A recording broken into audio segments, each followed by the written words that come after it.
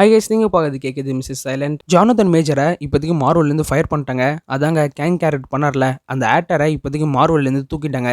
கொஞ்சம் மாசமா அவர் மேல கேஸ் வந்து போயிட்டு இருந்துச்சு. அவர் கேர்ள் ஃப்ரெண்ட் அடிச்சாருன்னு சொல்லி கேஸ் வந்து போயிட்டு இருந்துச்சு. இப்போதைக்கு மார்வல் அவரை ஃபயர் பண்ணிட்டாங்க. இனிமேட்டு ஃபியூச்சர் ப்ராஜெக்ட்ல அவர் கேங்கா பார்க்க முடியாது. அவங்க கேங் டைனாசிட்டியே இப்போதைக்கு நடக்காது. இதுல பெரிய பிரச்சனை மார்வலுக்கு தான். மார்வல் இப்போதான் கேங் டைனாசிட்டிக்கு பில்ட் பண்ற மாதிரி எல்லா ப்ராஜெக்ட்டுமே ரெடி பண்ணிட்டு இருந்தாங்க.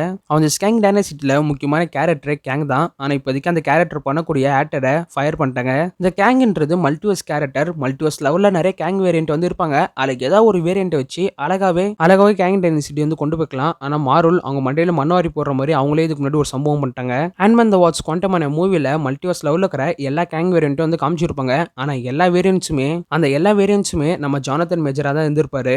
மல்டிவர்ஸ் லெவல்ல இருக்கிற கேங் வேரியன்ட்டை காமிக்கும் போது வேற ஏதாவது ஆக்டர்ஸ் உள்ள கொண்டு வந்தாங்கன்னா இப்போதைக்கு அந்த ஆக்டர்ஸை வச்சு கேங் டைனசிட்டி வந்து கொண்டு போயிருக்கலாம். ஆனா எல்லா கேங் வேரியன்ட்டுமே நம்ம ஜானதன் மேஜரை காமிச்சனால இப்போதைக்கு கேங் டைனசிட்டி மார்வலால பண்ண முடியாது. மார்வலுக்கு இப்போ அந்த ப்ராப்ளம் மாதிரி இதுக்கு முன்னாடி டிசிக்கு ஆல்ரெடி வந்துருந்துச்சு. ஃபிளாஷ் படம் ரிலீஸ் ஆகிற சமயத்தில் அந்த ஃபிளாஷ் கேரக்டர் பண்ண ஆக்டரால ஒரு ப்ராப்ளம் வந்து கிரியேட் ஆயிடுச்சு. அதுக்கப்புறம் அந்த ஆக்டர் நான் ஒரு மன அழுத்தத்தில் அப்படி பண்ணிட்டேன்னு சொல்லிட்டு ட்ரீட்மெண்ட் போய் எல்லாத்தையும் மன்னிப்பு கேட்டு அந்த ப்ராப்ளம் வந்து சால்வ் பண்ணிட்டாங்க. அதுக்கடுத்து ஆமரேட்டாலும் ப்ராப்ளம் வந்து வந்துச்சு. பட் டிசிக்கு பெருசாக அது பாதிக்காது. இப்போதைக்கு டிசியோ வந்து ரீபில்ட் வந்து பண்ண போறாங்க. ஸோ அந்த ஆக்டரால வந்த பிரச்சனை எந்த விதத்திலும் டிசி வந்து பாதிக்காது. ஆனால் மார்வலுக்கு அப்படி கிடையாது. இன்னும் 2 வருஷத்துல கேங் டைனசிட்டி கொடுத்தாகணும். அப்படிங்கிற சமயத்துல இப்படி ஒரு பிரச்சனை மார்வலுக்கு வந்திருக்கு. ஆல்ரெடி ஃபேஸ் 4ல மார்வல் சொதிப்பிட்டு இப்பதான் லோக்கி சீசன் 2 மூலியமா ஒரு கம்பேக் கொடுத்திருந்தாங்க. அதுக்குள்ளேயே மார்வலுக்கு இப்படி ஒரு பிரச்சனை வந்துருச்சு. குவாண்டமான மூவில மல்டிவர்ஸ் லெவலில் இருக்கிற கேங்க காமிக்கும் போது வேற ஏதாவது ஆக்டர்ஸ் உள்ள கொண்டு வந்திருந்தாங்கன்னா இப்போதைக்கு மார்வலுக்கு ப்ராப்ளமே இல்லை. அழகாவே கேங் டைனசிட்டி கொண்டு போயிருக்கலாம். ஆனா எல்லா கேரக்டருமே நம்ம ஜானதன் மேஜரா போட்டதுனால இப்போதைக்கு மார்வலால கேங் டைனசிட்டி எடுத்துட்டு வர முடியாது.